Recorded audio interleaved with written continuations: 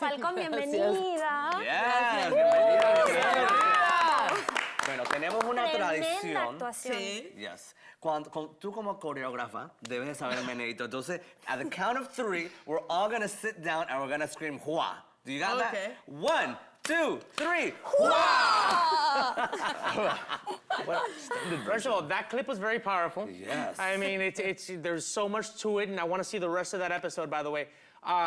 Tell us a little bit about the show, and you know, for a lot of people, they're starting to see some rehashes of Latin American shows happening in the U.S. There's been some success, and a lot of people are very excited about this particular show. So explain to us, you know, what it's based on and where it's going.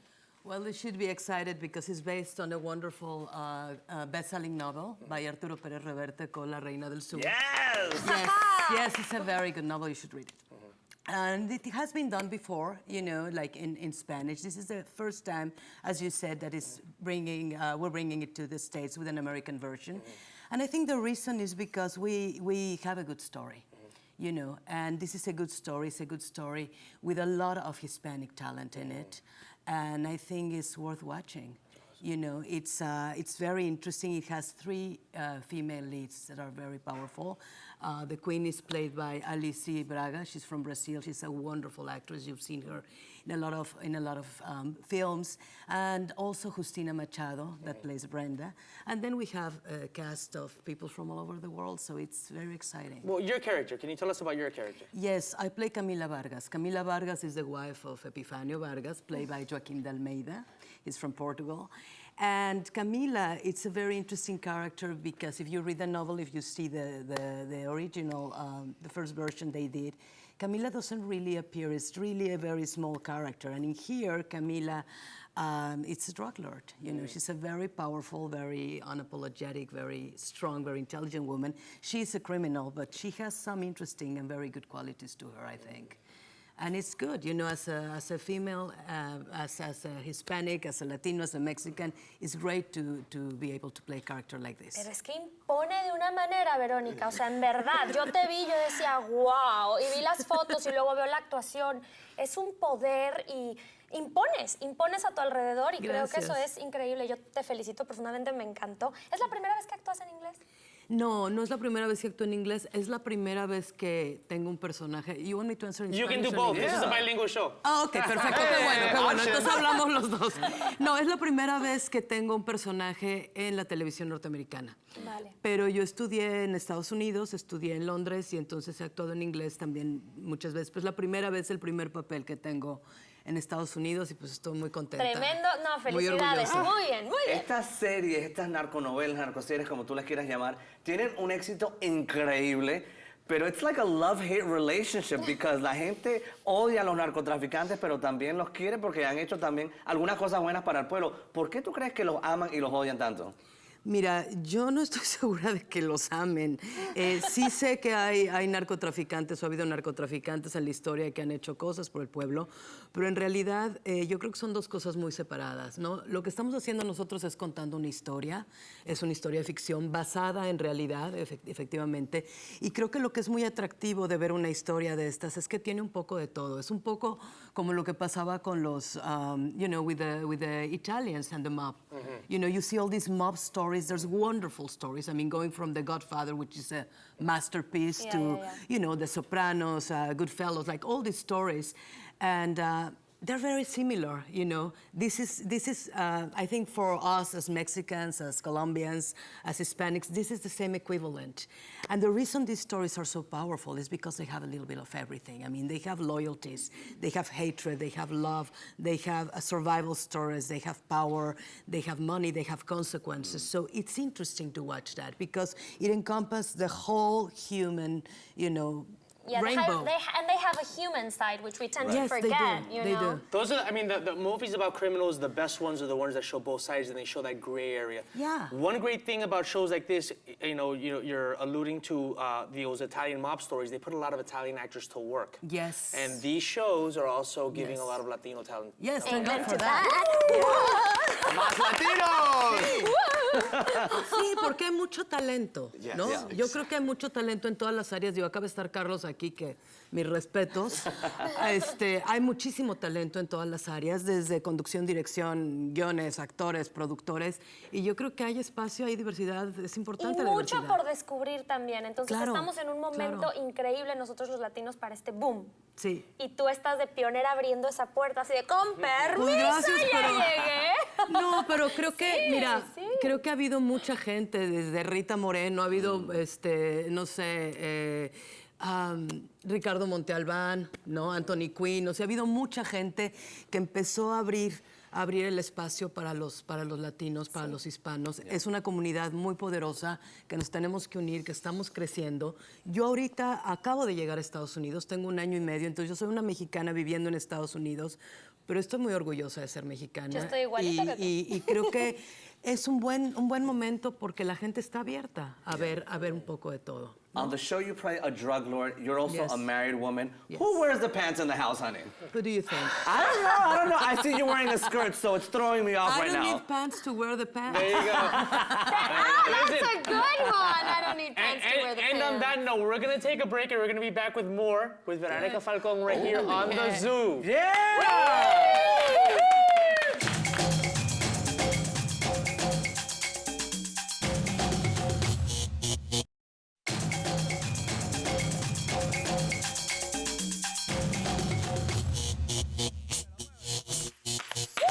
What's up, my wild animals? We are back on the zoo with the extremely talented Veronica Falcon. Thank you so much for being here. Yes. We've been talking about Queen of the South, and I have to know, what was your inspiration, or how did you draw inspiration for that role? Because it's so much darkness and real kind of passionate, deep energy that I was getting from you. Well, I work every character differently, and I've played strong women before.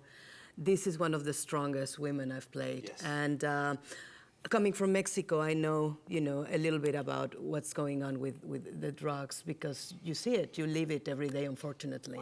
So, you're informed because you just read the newspapers, you watch, and I've played drug lords before, so that part I already work, but every character has to be made differently, right? And in the novel, Camila has it's a very small character.